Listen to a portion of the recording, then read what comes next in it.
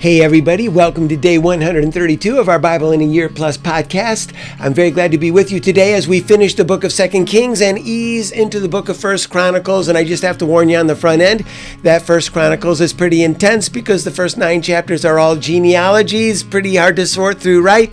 But stay with me because, as always, these are brown paper packages tied up with string. There's a special thing inside these genealogies. Gene Neal, who just died a few years back, was in college causing trouble, and the college dean said to him, "Gene, there's something missing in your life, and until you find it and get a hold of yourself, you're just not going to make it around here or anywhere. So don't come back next quarter. Go find yourself and settle down." Well, so Gene changed schools. He bought a beautiful sports car. He got engaged to a beautiful girl from a wealthy family, but still things just weren't right in his life.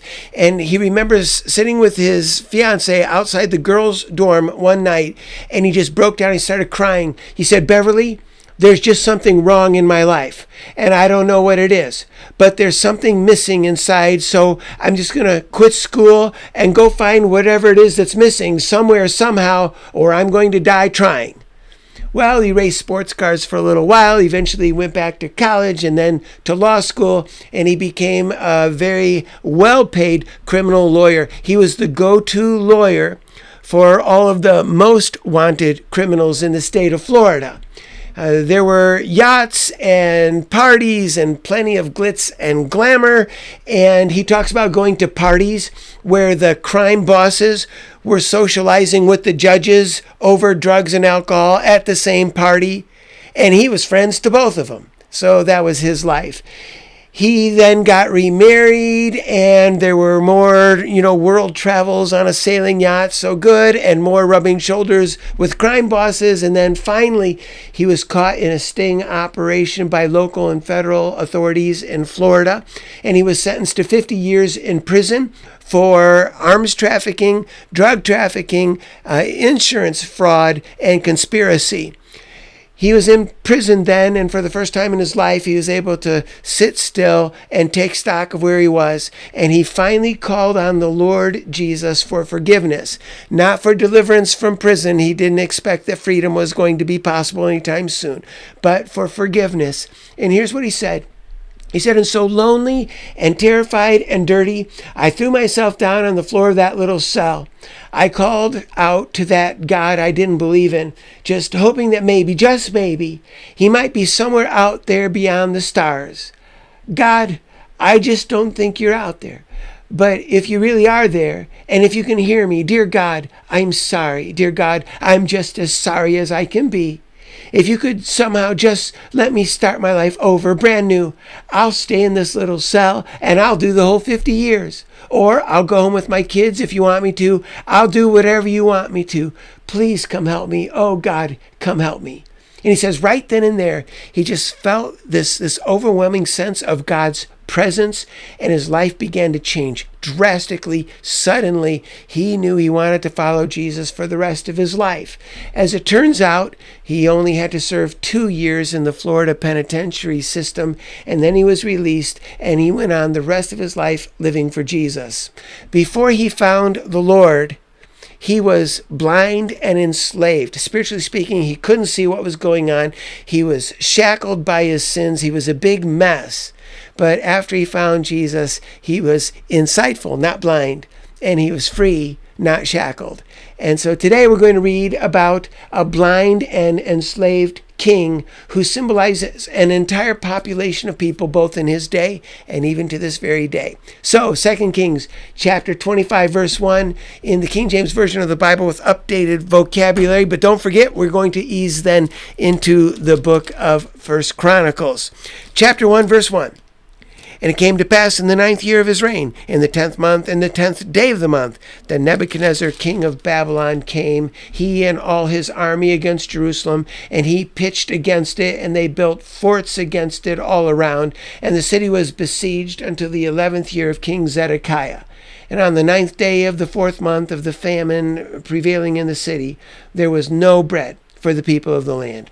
And the city was broken up, and all the men of war fled by night by the way of the gate between 2 walls, which is by the king's garden. Now the Chaldeans were against the city all around, and the king went the way toward the plain. And the army of the Chaldeans pursued after the king, overtook him in the plains of Jericho, and all his army were scattered from him. So they took the king and brought him up to the king of Babylon, to Riblah, and they gave judgment upon him. And they killed the sons of Zedekiah before his eyes, and put out his eyes of Zedekiah, and bound him with shackles of bronze, and carried him to Babylon. In the 5th month, on the 7th day of the month, which is the 19th year of King Nebuchadnezzar, king of Babylon, Nebuzaradan, captain of the guard, a servant of the king of Babylon, he came into Jerusalem. And he burned the house of the Lord, and the king's house, and all the houses of Jerusalem, and every great man's house he burned with fire. And all the army of the Chaldeans that were with him, with the captain of the guard, broke down the walls of Jerusalem all around. Now the rest of the people that were left in the city, and the fugitives that fell away to the king of Babylon, with the remnant of the multitude, Nebuzaradan, captain of the guard, carried away. But the captain of the guard left of the poor of the land to be vine dressers and farmers. And the pillars of bronze that were in the house of the Lord, and the bases, and the bronze sea that was in the house of the Lord, the Chaldeans broke in pieces and carried the brass of them to Babylon. And the pots and the shovels and the snuffers and the spoons and the vessels of bronze with which they ministered, they took away. And the fire pans and the bowls, and such things as were of gold in gold, and of silver in silver, the captain of the guard took away. The 2 pillars, 1 sea, the bases which Solomon had made for the house of the Lord, the bronze of all these vessels was without weight. The height of 1 pillar was 18 cubits, and the capital upon it was bronze, and the height of the capital 3 cubits, and the lattice work and pomegranates upon the capitals all around of that bronze. And like these, the 2nd pillar with lattice had work. And the captain of the guard took Zariah, the chief priest, Zephaniah, the 2nd priest, and the 3 keepers of the door. And out of the city he took an officer who was set over the men of war, and 5 men of them who were the king's presents, which were found in the city, and the principal scribe of the army, who mustered the people of the land, and 60 men of the people of the land that were found in the city. And Nebuzaradan, captain of the guard, took these and brought them to the king of Babylon to Riblah. And the king of Babylon struck them and killed them at Riblah in the land of Hamath. So Judah was carried away out of their land. And as for the people who remained in the land of Judah, whom Nebuchadnezzar, king of Babylon, had left, even over them he made Gedaliah, the son of Ahikam, the son of Shaphan, ruler. And when all the captains of the armies, they and their men, heard that the king of Babylon had made Gedaliah governor, there came to Gedaliah to Mizpah even Ishmael the son of Nethaniah, and Johanan the son of Kareah, and Zariah the son of Tehumeth, the Netophathite, and Jaazaniah the son of Maacathite, they and their men. And Gedaliah swore to them and to their men, and said to them, Do not be afraid to be servants of the Chaldeans. Remain in the land, serve the king of Babylon, and it shall be well with you. But it came to pass in the 7th month that Ishmael, the son of Nethaniah, the son of Elishama of the royal seed, came, and 10 men with him, and struck Gedaliah so that he died, and the Jews and the Chaldeans that were with him at Mizpah. And all the people, both small and great, and the captains of the armies, arose and came to Egypt, for they were afraid of the Chaldeans. And it came to pass in the 37th year of the captivity of Jehoiachin, king of Judah, in the 12th month, on the 27th day of the month, that evil Merodach, king of Babylon, in the year that he began to reign, lifted up the head of Jehoiachin, king of Judah, out of prison. And he spoke kindly to him, and set his throne above the throne of the kings that were with him in Babylon, and changed his prison clothing. And he ate bread continually before him all the days of his life, and his allowance was a continual allowance given him of the king, a daily rate for every day, all the days of his life. 1 Chronicles chapter 1. Adam, Seth, Enosh, Kenan, Mahaliel, Jared, Enoch, Methuselah, Lamech, Noah, Shem, Ham, and Japheth. The sons of Japheth, Gomer and Magog and Madai and Javan and Tubal and Meshach and Tyrus. The sons of Gomer, Ashkenaz, Riphath, Togarmah. The sons of Javan, Elisha and Tarshish, Kittim and Dodanim. The sons of Ham, Cush and Mitzrayim, Put and Canaan. The sons of Cush, Zeba and Havilah and Zabta and Reumah and Zabtika. The sons of Reumah, Sheba and Dedan. And Cush fathered Nimrod. He began to be mighty upon the earth. And Mitzrayim fathered Ludim and Anamim and Lahebim and Naphtuhim and Pathrusim and Cathluhim, of whom came the Philistines, and Caphthorim. And Canaan fathered Zidon, his firstborn, and Heth. The Jebusite also, and the Amorite, and the Girgashite, and the Hivite, and the Archite, and the Sinite, and the Arvadite, and the Zemarite, and the Hamathite. The sons of Shem, Elam, and Asher, and Arphaxad, and Lud, and Aram, and Uz, and Hul, and Gether, and Meshach. And Arphaxad begat Shelah, and Shelah fathered Eber. And unto Eber were born two sons. The name of the one was Peleg, because in his days the earth was divided, and his brother's name was Joktan. And Joktan fathered Almodad, and Sheleph, and Hazar-Maveth, and Jerah, Hadoram also, and Uzal, and Diklah, and Ebal, and Abimael, and Sheba, and Ophir, and Havilah, and Jobab. All these were the sons of Joktan. Shem, Arphaxad, Shelah, Eber, Peleg, Reuel, Serug, Nahor, Terah, Abraham.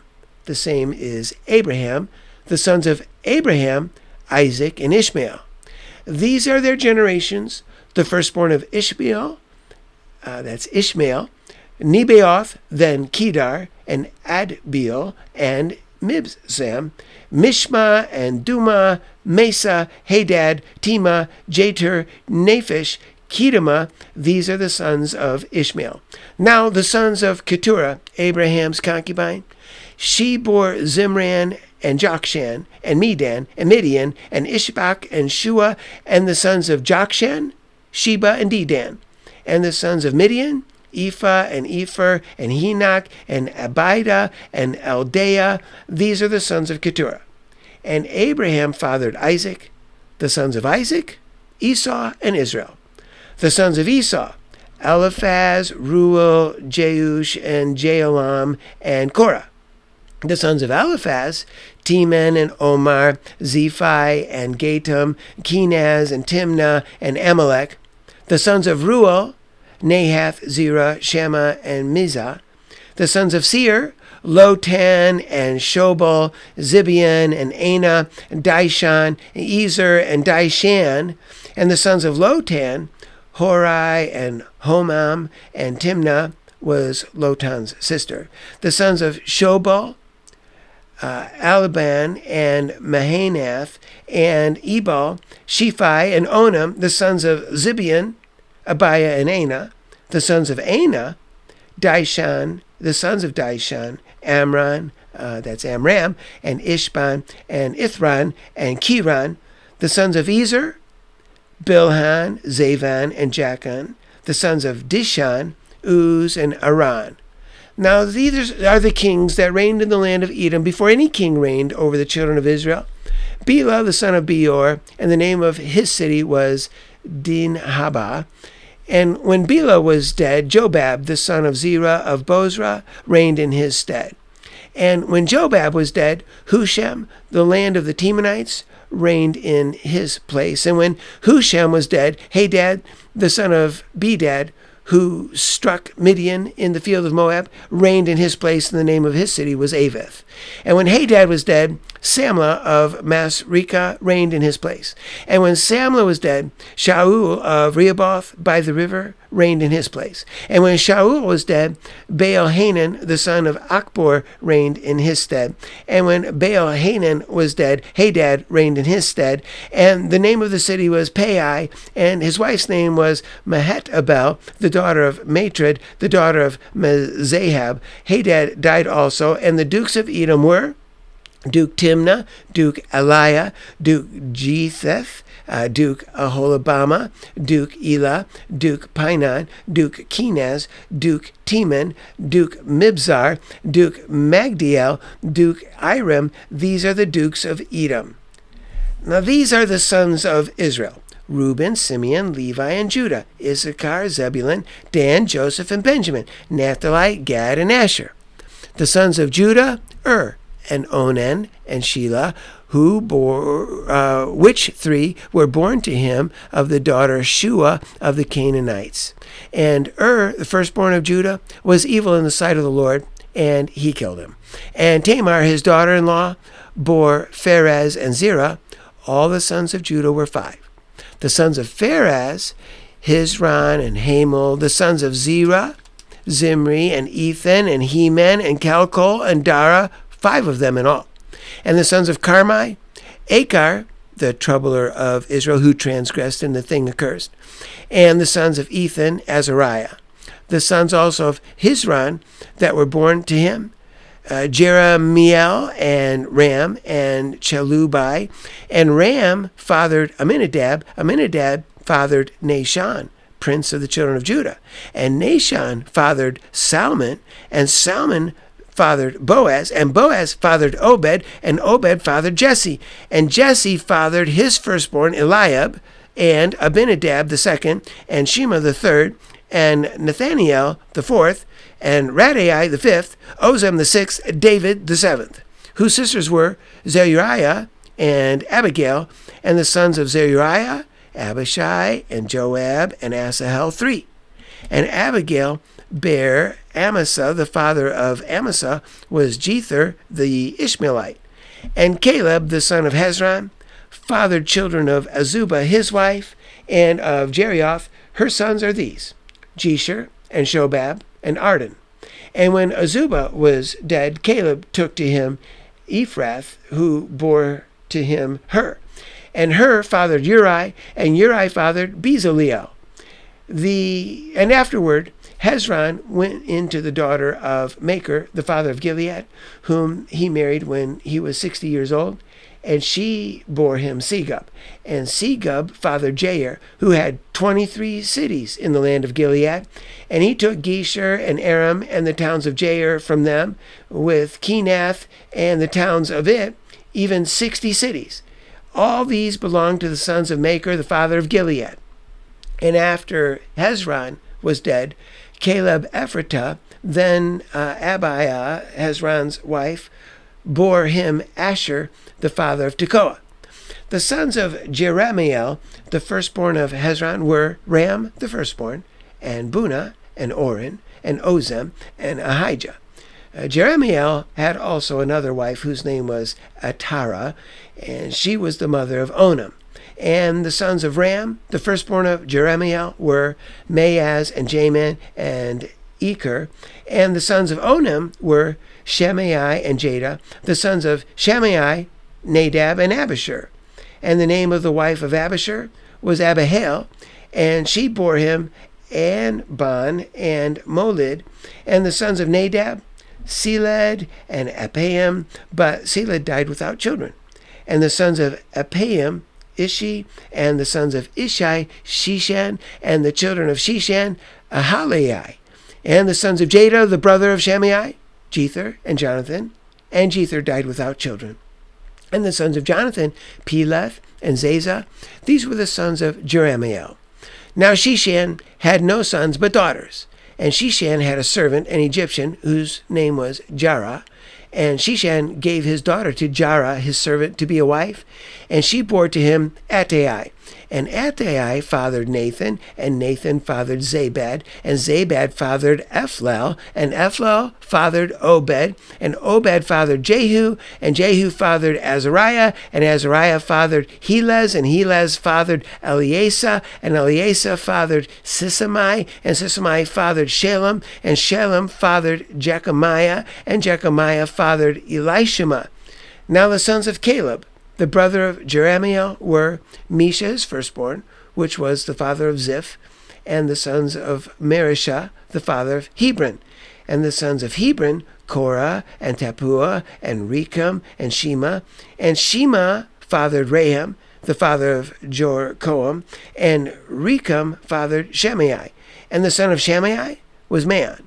And Man was father of Bethzor, and Ephah, Caleb's concubine, bore Haran, and Moza, and Gazez, and Hera fathered Gazez. And the sons of Jehidah, Regem, Jotham, and Geshem, and Pelet, and Ephah, and Sheaph. Maacah, Caleb's concubine, bore Sheber and Tirhana.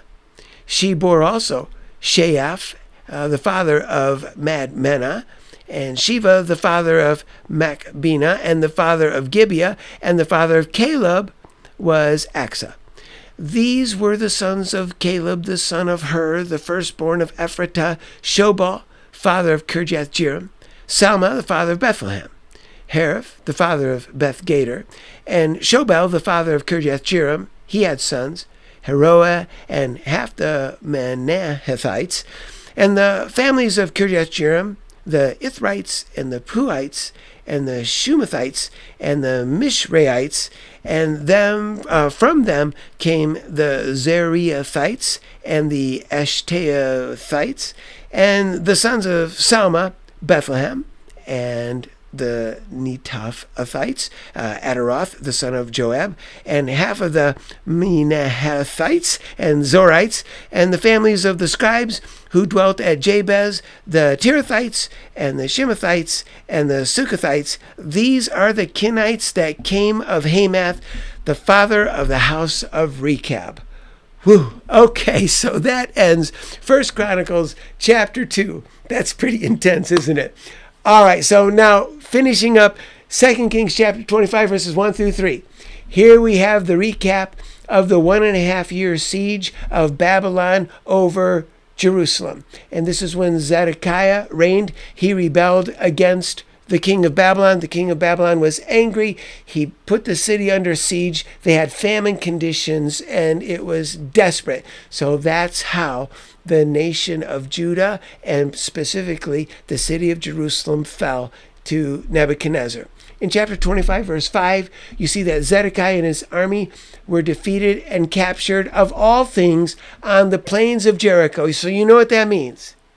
The whole Israelite nation sort of officially started, with the Battle of Jericho and Joshua. And now it ends on the plains of Jericho with the very last king. Zedekiah is like bookends, and it's very, very sad that all this took place. It began at Jericho, it ends at Jericho, and that's just so sad. In verse 7, you see that the Babylonians captured Zedekiah, and they plucked out his eyes. They put out his eyes after he watched them kill his sons.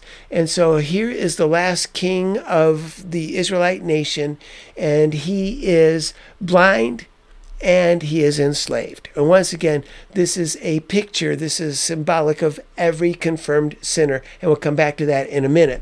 In chapter 25, verses 8 through 30, you see that Jerusalem and the temple are now reduced to charred rubble. They've been burned out and knocked down. And just notice here that this is the last we ever hear of the Ark of the Covenant. We know it was in the temple, and some people say that the leaders, the high priests and his secondary priests, hid the Ark of the Covenant somewhere in the catacombs, and maybe that's true, but we just don't know where the Ark of the Covenant is. When we build a new temple in the days of Ezra and Nehemiah, the Ark of the Covenant's not going to be there. It will never be around again. That's the last we hear of it. You see in chapter 25, verses 8 through 30, that all this is happening in 586 BC, and there's another big deportation in verses 11 and 12. So this is the third big deportation. So remember, we had 605 BC, that's when Daniel went into captivity with the royals. And then we have 597, when Jehoiachin rebelled and Jehoiachin went into captivity, and more of the important people. And now you have 586 BC. This is the third major deportation, and away all of the rest of the important people go captive to Babylon. And so it takes place under the reign of Zedekiah. So in chapter 25, verses 22 through 26, we see this sad story of Ishmael's assassination of good Gedaliah. Gedaliah was the son of a faithful officer to King Josiah, so he was a good man. And this fellow named Ishmael comes along and assassinates him because he's been appointed governor over Jerusalem. And of course, he's under the king of Babylon, but the king of Babylon has appointed him to take care of things in Jerusalem. And then Ishmael comes along and assassinates him, and not only him, but also some of the Babylonian guard that was with Gedaliah. Now they're so afraid, all of the assassins run to Egypt, and that's so crazy, right? Because they're going back to where it all began. This whole story of the Israelite nation starts with them coming out of the land of Egypt, and now these people have to run back to the land of Egypt. It's like, oh no, here we go again. This is where it all began. In verses 27 through 30, you see that Jehoiachin, and this is really interesting, Jehoiachin back in Babylon, for whatever reason, has been treated with favor by the king of Babylon. So remember, he's not even the last king. After Jehoiachin came Zedekiah. Zedekiah is not treated well, but Jehoiachin, previous to Zedekiah, he was taken captive, and he is being treated well, and he gets to have an allowance. He sits at the king's table, and he's treated higher than the other kings for whatever reason that Babylon has conquered. And that is the message of hope that we end with at the close of 2 Kings. Now we go to 1 Chronicles. 1 Chronicles, well, just to remind you, half of everything we read in 1 and 2 Chronicles is really replicated from 1 and 2 Samuel and 1 and 2 Kings. So you're going to see so much of this is identical, but you're going to see that the books of the Chronicles are more sermonic. They sort of feature the spiritual dimensions behind the history. And so you're going to see that. And you're going to notice that this is beginning in 1 Chronicles chapter 1, verse 1. We're going to start all the way back at the beginning with Adam. And we're going to read through all these genealogies in chapters 1 through 9. And you think, oh no, 9 chapters of genealogies. Why do we have to do this? And we don't know all of God's reasons, right? But we know some of them. You should know that Jewish people are very, very interested in their pedigree. If you know about horse raising, it's all about pedigree. If you know about pedigree dogs, they want to know the lineage, the bloodline. It's very, very important. Well, it's worth knowing who the Jewish people are, God's original chosen people. And so the bloodlines are very, very important. And 1 Chronicles 1 through 9 is all about the bloodlines. In 2015, there was this breakthrough in the study of DNA. It was found that the petrous bone behind the ear on the skull, the petrous bone, is able, for whatever reason, to have these concentrations of DNA that are recoverable after hundreds of years of sitting in graves. So we discovered that the petrous bone is pretty special for extracting DNA. That was in 2015. Then in 2020, some researchers decided to try it. And they went to a grave of Israelite individuals from 700 BC, right? I mean, that's a long, long time ago. We're talking about 2,700 years ago. And so they go to this Israelite grave in Kirjath Jearim, which is very near Jerusalem, and they go to the petrous bone of the bones in this grave, and they're extracting DNA. And here's what they said about it. The extraction of DNA worked from 2,700-year-old bones. And the researchers said, sampling DNA from ancient Israelites is exciting, as it should make it possible for us to test how they relate genetically to previous groups and to people living today. So you understand that. And then you mix this new DNA technology with AI research, artificial intelligence, and the ability of artificial intelligence to just churn through the data and collect and catalog all of this information, DNA information. It is possible that someday Jewish people will be able to trace their bloodline back to these genealogies in 1 Chronicles 1 through 9. it's a pretty great idea, and we're looking forward to that technology coming to pass, perhaps in the not too distant future. So this is not a waste of time for a Jewish person. This is thrilling. This is exciting. Just like, Ancestry.com. This is their Ancestry.com, and it's very exciting. Now, as we go through these genealogies, you're going to notice that there's nothing said about the tribe of Dan. Why? Because Dan is the black sheep tribe of Israel, because they are the ones who instituted idolatry as part of the national heritage. So no mention of Dan. Interestingly, there's also no mention of Zebulun. And you think, well, why is that? And we don't really know, but we think maybe Zebulun just kind of got dispersed, absorbed into the other tribes. So no mention of Zebulun. In chapter 4, you're going to see special attention to Judah, because Judah is the royal tribe of David and eventually Messiah. So lots of attention to Judah. In chapter 5, lots of attention to Reuben, Gad, and the half-tribe. Why? Because Reuben, Gad, and the half-tribe of Manasseh were the first to grab their lands, and they were the first to go into captivity when Assyria came knocking on the door. Then in chapter 6, we're going to see special attention to the tribe of Levi. Why is that? Because the Levites are the clergy tribe, and they were always God's very special tribe. And then in chapter 8, you're going to see special attention to Benjamin. Why? Because Benjamin is the other royal tribe. There are only two royal tribes, right? Judah, from whom David and the rest of the kings descend, and Benjamin, who is the tribe which is the tribe of Saul. So we have two royal tribes, and Benjamin is very important. And also Benjamin ends up siding with Judah after all. So Benjamin gets lots of attention, and so it should. You're going to see that the term all Israel occurs 40 times in Chronicles. And that's important because we always say, well, what happened to the 10 lost tribes that Assyria carried off into captivity? Well, the 10 lost tribes were never totally lost. They weren't completely evacuated, and so there always were some remnants back in Israel. And so when we see this phrase over and over again, all Israel this and all Israel that, and all the house of Israel comes up, and all the tribes of Israel, that comes up, we're reminded that this is the answer to what happened to the 10 lost tribes. Sure, many people were lost, but not all of the tribes were lost, not all of the people from all of the tribes, right? And then in chapter 2, verses 10 through 12, we have the loaded lineage of Nahshon. Remember, the rabbis think that he was the first one to set his foot, out of all the normal people, the first one to set his foot in the Red Sea, the dry seabed after Moses parted the Red Sea. And the same thing with parting the Jordan. Nahshon of the tribe of Judah, first in line. And then after Nahshon, we have his son Salmon.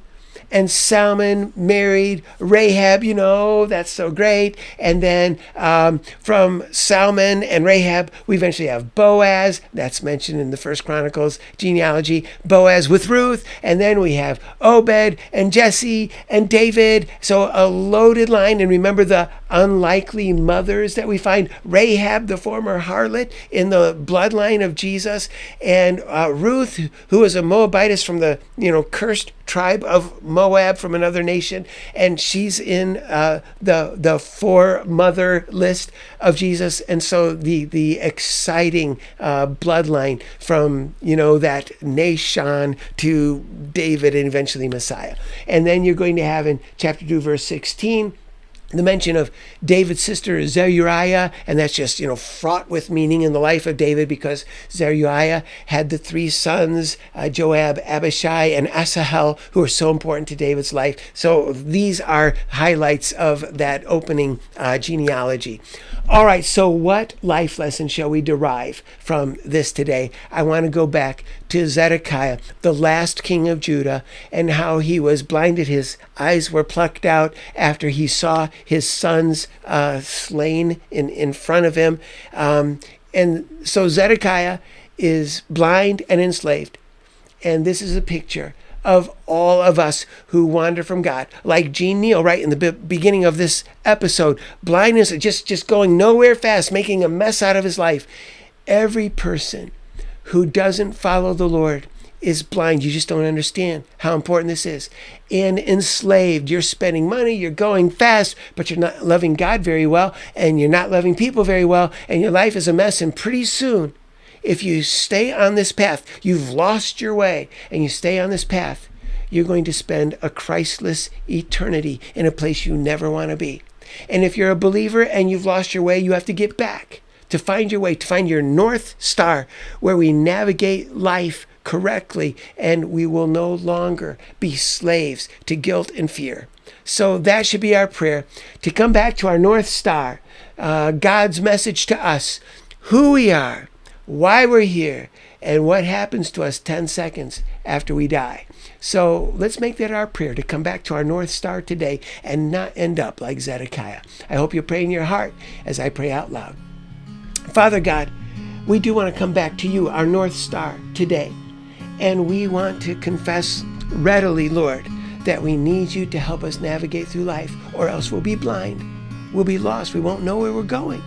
And then we'll be captive, in bondage to sin and guilt. And we really just want to be free. So, Lord, we give our lives freshly to you today. We're going to follow your message, and we're going to do exactly opposite of what King Zedekiah did. This is our prayer today in Jesus' name. Amen. Okay, well, thank you for joining me for day 132 in our Bible in a Year Plus podcast, and I sure hope I get to see you again tomorrow.